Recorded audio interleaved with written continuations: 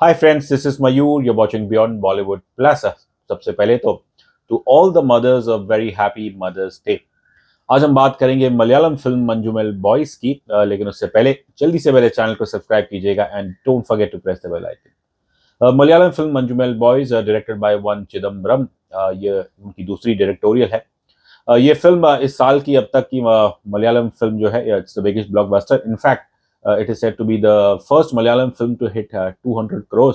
और इसने शायद 2018 जो फिल्म आई थी, या 2 साल पहले या 1 साल पहले, उससे भी ये फिल्म आगे निकल चुकी है। अब इस फिल्म के जो प्रोड्यूसर है सुबिन शाहिर है, he is also a very well known actor in Malayalam cinema. हमने इन्हें पहली बार we had seen in that brilliant film Kumbalangi Nights, जो कुछ साल पहले आई थी। और इस फिल्म के जो वैसे तो खैर there are about some 6 to 7 I think leading characters, लेकिन जो दो मेन जो कैरेक्टर्स है, जिसके अंदर है एक ये सीजू का character that's played by Shubin, and then there is a character of Subhash that's played by this actor Sreenath Bhasi. अब ये जरूरी नहीं कि किसी एक फिल्म के लिए एक आपको सबसे पहले एक कहानी हो। कई कहानियां कुछ बस एक सिचुएशन से निकल के आती है, एंड बस मंजूमेल बॉयज भी कुछ ऐसी ही कहानी है। It's based on a true story, जो एक इंसिडेंट हुआ था 2006 में in the Guna cave of Kodaikanal. अब इस कहानी में आप देखें, बिफोर द सिचुएशन जो शुरुआत होती है कि आपको एक केरला की एक बस्ती दिखाई जाती है, गरीब बस्ती, और जहाँ पे ये कुछ आई थिंक 8-10 जन का ग्रुप है, बॉयज, जो मंजूमेल बॉयज के नाम से जाने जाते हैं। अब इन्हें देख के ऐसा तो लगता है कि आप अज्यूम करेंगे कि बस ये कोई गरीब बस्ती के लफंगे आवारा लोग हैं, काम नहीं है और बस टाइम पास करते रहते हैं, दारू पीते रहते हैं। और इनका जो एक शायद शौक दिखाया है शुरू में कि कैसे इन्हें टग ऑफ वॉर पसंद है। अब बस इतना कहूंगा कि टग ऑफ वॉर का एक्सपीरियंस होना इन्हें इस आगे जाके बहुत ही काम में आएगा। तो खैर कुछ ऐसा होता है कि ये कोडाईकनाल जाते हैं, गुना केव की तरफ जाते हैं, एंड तब इनमें से किसी एक लड़के को याद आता है कि भाई ये गुना केव वही जगह है जहाँ पे कई साल पहले कमल हसन ने अपनी एक हिट फिल्म की शूटिंग की थी, शायद कुछ गाना वाना वहाँ शूट किया था। और अब if you are aware that lot of the places of religious places या फिर कोई टूरिस्ट साइट, यदि अगर ओरिजिनल स्ट्रक्चर कुछ कमजोर पड़ जाए वहाँ पे ह्यूमन के लिए एंटर करना थोड़ा सेफ नहीं है, तो उधर ऑब्वियसली बैरिकेड लगा दिए जाते हैं, फिर एक रेप्लिका क्रिएट किया जाता है ताकि लोग उस रेप्लिका का आनंद उठाए। तो गुना केव में भी कुछ यही होता है कि इनमें से जो कुछ लड़के होते हैं वो देखते हैं कि ये गाइड तो हमें उल्लू बना रहा है, जो असल गुना केव है वो तो इस तरफ है बैरिकेड के बाहर। अब जहाँ पे गाइड की नज़र हटी वो उस जगह होता नहीं, तो बस इनमें से एक जन बैरिकेड को क्रॉस करके वो उस तरफ आ जाता है, और फिर एक एक करके ये सारे 7-8 जन लोग हैं, ये सब वहाँ आ जाते हैं। अब ये वहाँ जाते हैं और शोर शराबा थोड़ा करते हैं। इनमें से एक तो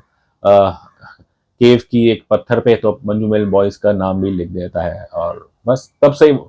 फिर अगले 2 मिनट में कुछ ऐसा होता है कि बस वहीं से इसकी कहानी, वहीं से इसका टेंशन शुरू होता है कि कैसे ये जो कैरेक्टर है सुभाष श्रीनाथ का, ये खुशी खुशी थोड़ा सा आगे 2 कदम चलता है और एकदम से ये गिर जाता है। बस एक सन्नाटा सा छा जाता है, और जो आजू बाजू लोग खड़े होते हैं उन सबके चेहरे एकदम दंग हो जाते हैं। और फिर जब कैमरा नीचे की तरफ पड़ता है तो आप देखते हैं कि कैसे जहां से सुभाष गिरा था उसके नीचे बिल्कुल एक गुफा, छोटी सी वो है गुफा, उसका ओपनिंग है, और अनफॉर्चुनेटली सुभाष उसमें गिर गया है। अब ये आवाज करते हैं लेकिन इन्हें कुछ सुनाई नहीं देता है, और फिर बस हड़बड़ी में ये मदद मांगने जाते हैं, कोई इतनी जल्दी इनसे आता नहीं। फिर एक वहीं इसी साइड पे एक छोटी सी दुकान है, वहाँ का एक एम्प्लॉई आता है, या मालिक है जो भी है वो आता है, और वो इनको कहता है कि भैया ये कैसा हो गया, ये तो असंभव है।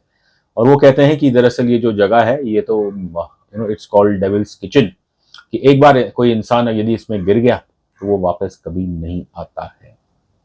और 2 लोग भाग के पुलिस के स्टेशन जाते हैं बारिश में, तभी बारिश भी शुरू हो जाती है, और तब आपको एहसास होता है कि बस अब लग रहा है यहाँ पे वाकई कुछ शायद असीम शक्तियाँ हैं, काली शक्तियाँ हैं, जो शायद इन दोस्तों को, मंजूमेल बॉयज को शायद निगल जाएगी। पुलिस स्टेशन जाने के बाद वहाँ तो जो अफसर है वो तो इन लड़कों के ऊपर भड़क जाता है, 2-3 जो दोस्त गए हैं, और उन्हें ही डंडे पड़ते हैं, और एकदम से वो कहते हैं कि तुम क्या मलयाली हो, दारू पी के आए हो, और किसने बोला तुम्हें वहां जाने के लिए। और पुलिस वाला अपने एक कांस्टेबल से कहता है कि इन्हीं के ऊपर ही केस डालो कि ये लोग झूठ बोल रहे हैं, इन्होंने अपने दोस्त को मार के कुएं में घुसा दिया होगा और अब झूठ बोल रहे हैं कि वो उसे तो कुआं निगल गया। तो खैर आगे की जो कहानी बस ये कहूँ कि जहाँ सभी ने प्रशासन पुलिस हो या जो आजू बाजू लोकल्स है वो सब गिव अप कर देते हैं, लेकिन बस इन ये जो दोस्त हैं और खासकर जो सीजू का कैरेक्टर है, he is simply not prepared कि वो अपने दोस्त को ऐसे ही छोड़ के जाएंगे। अब कुछ लोग कहते हैं कि इस गुफा की जो ऊंचाई है क्या पता कुछ 900 फीट तक हो। अभी आप सोचेंगे यदि अगर ये सत्य है, उसकी गहराई इतनी है, तो फिर the chances of survival of Subhash one would say are next to impossible. तो इन नटशेल बस ये कहानी है, और उसके बाद ये दोस्त प्रयास करते हैं कि बस कुछ भी हो हम यहाँ से बिना सुभाष के हम यहाँ से जाएंगे नहीं। अब बस एक सिचुएशन है, लेकिन इस फिल्म द्वारा आपको कई चीजें पता चलती है जो मेरे ख्याल से कई स्टीरियोटाइप्स होते हैं हमारे लोगों को लेके। तो ये फिल्म इसका जो लार्जर मैसेज है ये शायद उन चीजों को definitely it talks about friendship, strong friendship, और एक जो कहावत है अंग्रेजी की, अ friend in need is a friend Indeed, बस ये कहानी उसी को जताती है। लेकिन साथ ही साथ ये आपको सोचने पे मजबूर करती है कि समाज में जो हम स्टीरियोटाइपिंग करते हैं एक दूसरे के बारे में, कि वो कितनी गलत चीजें हैं।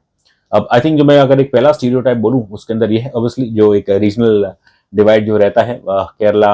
And Tamil Nadu southern states. अगर आप देखें पूरे भारत में नेबरिंग स्टेट्स में we tend to have our set opinions about each other. तो ये फिल्म आपको बताती हो कि जब कोई मुसीबत आए तो तब आपको सिर्फ इंसानियत देखनी चाहिए और ये सब छोटी चीज़ों पे ध्यान नहीं देना चाहिए। So apart from this obviously stereotyping of states communities, एक जो चीज़ मेरे ख्याल से बहुत इंपॉर्टेंट है इस फिल्म द्वारा वो आपको ये पता चलती है कि कई बार आप देखें खासकर ऐसे जगहों पे और एक कहीं कुछ अगर एक अनहोनी हो जाए या अगर वहाँ दूसरी बार अनहोनी हो जाती है तो फिर शायद जो लोकल्स होते हैं वहाँ वो तुरंत ये कहने लग जाते हैं कि भाई यहाँ तो कुछ अशुभ है, कुछ शायद शैतानी शक्तियाँ हैं। और उसी हिसाब से सदियों से ये माना जा रहा था कि ये जो गुना केव है ये एक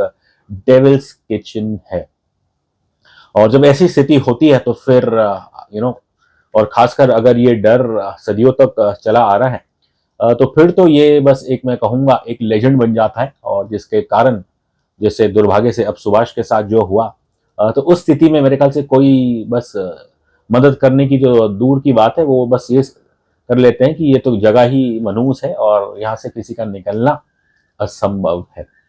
और बस ये फिल्म आपको बताती है कि असंभव तब होता है जब आप अपने दिमाग को ना खोले और आप अपने एक सेट बिलीफ जो मेरे ख्याल से इस कॉन्टेक्स्ट में तो बिल्कुल ही एक आप एक रूमर को, आप एक स्टीरियोटाइप को, आप एक लेजेंड को बढ़ावा देते हैं तो तब फिर यदि अगर कोई अनहोनी हुई तो फिर आप तो अनफॉर्चुनेटली इतने डूबे हो अपने सेट बिलीफ में कि आप का दिमाग कभी खुलेगा नहीं और आप कभी मदद करने के लिए आगे आएंगे नहीं। एक चीज और मुझे काफी भाई इस फिल्म के बारे में कि वो कैसे कि हम अक्सर जो इकोनॉमिकली वीकर सेक्शन लोग होते हैं और खासकर गली मोहल्ले गरीब बस्ती के लोग होते हैं तो उनके बारे में भी एक सेट ओपिनियन रहता है कि बस ये तो आवारा है, उचक्के हैं, बेरोजगार है और वी नेवर ऑब्वियसली इनकी तरफ हमारा ध्यान जाता नहीं है। अब ये युग ऐसा है कि मेरे ख्याल से कई मामलों में तो आपके सगे भी आपके बुरे समय साथ नहीं देते, लेकिन और मेरे ख्याल से बहुत नसीब वाले होते हैं लोग जिन्हें मंजूमेल बॉयज जैसे दोस्त मिलते हैं। तो बस मंजूमेल बॉयज ये कहानी है प्रयास की, साहस की, दोस्ती की, कि कैसे ये एक दोस्त वो मुसीबत में पड़ जाए और पूरी दुनिया ने गिव अप कर दिया कि बस उसके कोई बचने के चांस नहीं है। So this is basically a life and death drama और इनकी दोस्ती वो आपका दिल जीत लेती है। अब खैर राइटिंग पे तो हम कमेंट नहीं कर सकते बिकॉज हमने इसकी हिंदी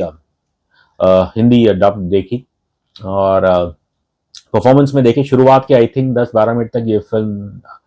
इतनी इंटरेस्ट नहीं करती, लेकिन जैसे ही ये वो दुर्घटना होती है उसके बाद से ही ये फिल्म असल में शुरू होती है और फिर जिस अंदाज में जो स्क्रीन पे उभर के आता है, जो उसमें टेंशन होती है, जो डायलॉग बाजी होती है, वंस अगेन आई वुड से जो हिंदी वर्ड्स है,